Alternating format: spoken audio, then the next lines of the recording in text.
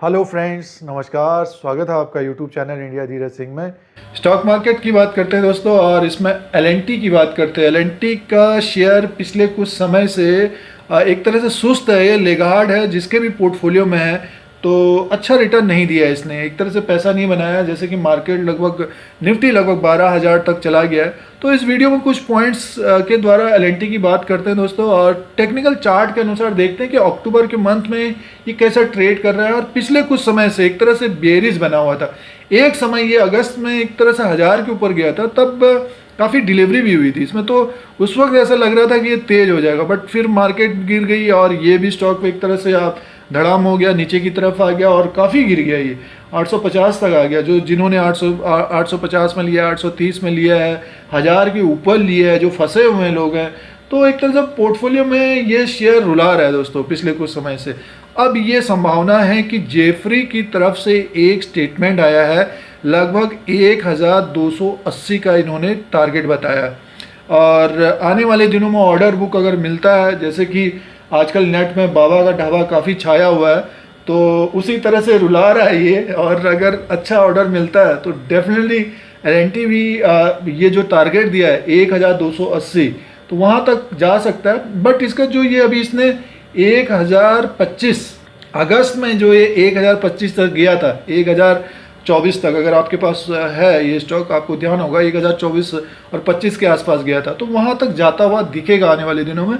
उसका कारण ये है कि क्वार्टरली रिजल्ट, सेकंड क्वार्टर का रिजल्ट आएगा, तिमाही का रिजल्ट आएगा, तो उसमें एक तरह से इम्प्रूवमेंट दिखेगा इसमें। और दूसरा कारण ये है कि निफ्टी लगभग 12,000 के आसपास आ गया, तो जो इन्वेस्टर्स हैं, निवेशक हैं, जो सुस्त पड़े हुए शेयर हैं ब्लू चिप में, तो उसमें से एलएनटी को भी खरीद सकते हैं। एक तरह से उम्मीद रख सकते हैं कि एलएनटी ऊपर की तरफ जाता हुआ दिख सकता है। और इसका टेक्निकल देखते हैं। पिछले कुछ समय से 2 महीने पहले जब इसका रिजल्ट आया था, उस वक्त तो काफ़ी रिजल्ट में तो जानते ही हैं कि कोविड के कारण काफ़ी कंपनियों को ख़राब भी आए थे, तो अब इम्प्रूवमेंट हो सकता है। तो टेक्निकल इसका कैंडल्स देखेंगे, और इसका मार्केट कैप लगभग 1,27,535 करोड़ का है, फेस वैल्यू 2 रुपये का है। अगर हम हाई की बात करते हैं 1,491 में है, और लो बनाया है 661 के आसपास। और जेफरी का जो टारगेट में बताया 1,280 के आसपास बताया, तो यानी में अपने लो से एक तरह से दुगना होगा। तो जाहिर सी बात है, अगर मार्केट अपना टॉप बनाए तो एलएनटी भी हमें ऊपर की तरफ जाता हुआ दिख सकता है। आइए इसका कुछ कैंडल्स देखते हैं, मंथली कैंडल्स देखते हैं, उसमें रीड करते हैं किस तरह का दिख रहा है। दोस्तों ये एलएनटी का चार्ट लगा हुआ है, और कैंडल्स जो हैं वो डेली कैंडल्स हैं। देखिए लगातार ये गिरावट में है पिछले कुछ समय से। 1000 के ऊपर तक गया था ये, और ऐसा लग रहा था कि तेज़ हो जाएगा वहाँ पे।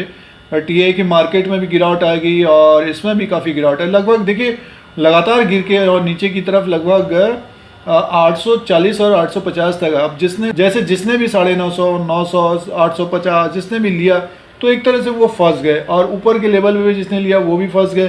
तो जैसे कि ये 1030 के ऊपर नहीं जा पाया था, जैसे कि ये 1030 के ऊपर निकल नहीं पाया, और अगर ये 1030 के ऊपर अगर क्लोजिंग आती है इसकी, डेफिनेटली ये काफ़ी तेज़ होता वहाँ से। बट ये है कि वहाँ से गिर कर अब ये ऊपर की तरफ जाने की कोशिश कर रहा है, और ये एक ग्रीन कैंडल बना हुआ है डेली वाइज में, और बाइंग भी आई है, वॉल्यूम भी काफ़ी है इसमें। बट ये है कि 910 के आसपास है। अगर हम इसका मंथली कैंडल देखें तो किस तरह का बना है उसको देखते हैं दोस्तों।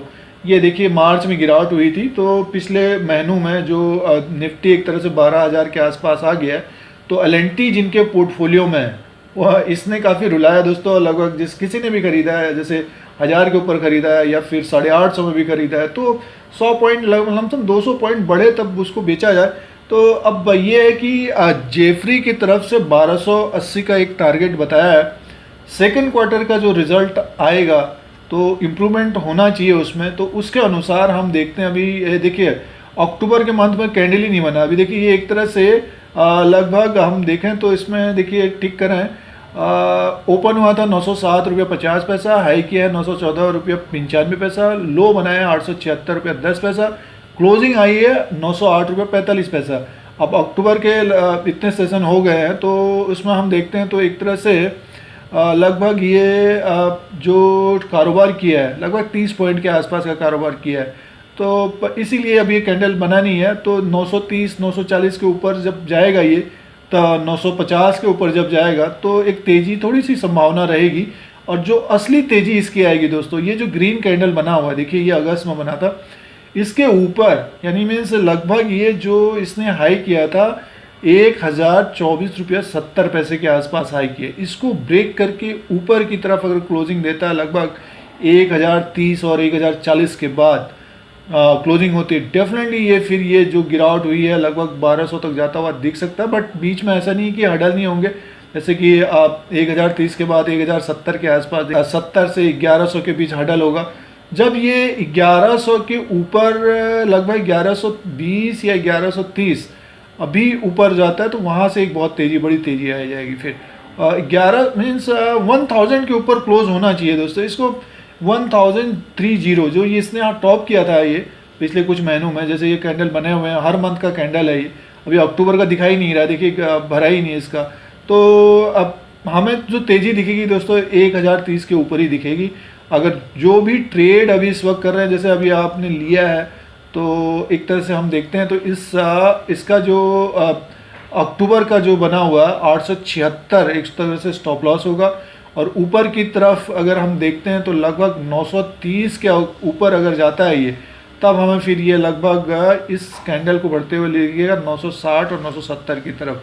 ये 970 960 के आसपास से ऊपर की तरफ कारोबार करने लग जाएगा, तब एक उम्मीद बढ़ेगी कि हमें लगभग 1025 तक जो इसने हाई किया वहाँ तक जाता हुआ दिखेगा। और अगर इस सेकेंड अटैम्प्ट में 1025 के ऊपर क्लोज हुआ तो डेफिनेटली तेज़ हो जाएगा दोस्तों।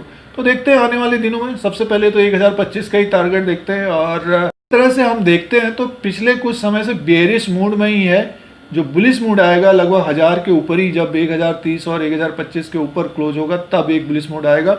अब इसमें आरएसआई को लगाते हैं दोस्तों, आरएसआई के अनुसार देखते हैं क्या उस आरएसआई को देखते हैं, आरएसआई के अनुसार भी काफ़ी आइडिया लग जाता है दोस्तों। और जैसे ये देखिए आप, आरएसआई लगभग 37 के ऊपर आसपास है ये मंथली के हिसाब से। अगर डेली के हिसाब से देखते हैं तो इसका लगभग 51 है, 70 और 51, तो बढ़ सकता है। आने वाले दिनों में ऑर्डर मिलते हैं और ग्रोथ की बात हो रही है तो डेफिनेटली स्टॉक बढ़ेगा। बट ये है कि जब तक ये 1000 के ऊपर, 1025 और 1030 के ऊपर 1030 के ऊपर क्लोज नहीं होता है, तब तक इसमें एक तरह से बुलिशनेस नहीं आएगी, क्योंकि पिछले कुछ महीनों से इसी तरह का रहा है दोस्तों। और इसीलिए बताने की कोशिश है, जो चार्ट और टेक्निकल के अनुसार दिख रहा है ऊपर की तरफ से एक तरह से 970 से 1000 के ऊपर से सेलिंग आ रही थी और एक बार ये ऊपर की तरफ जा रहा था, तो अब की बार अगर ऊपर की तरफ जाता है तो डेफिनेटली अच्छा तेज हो सकता है।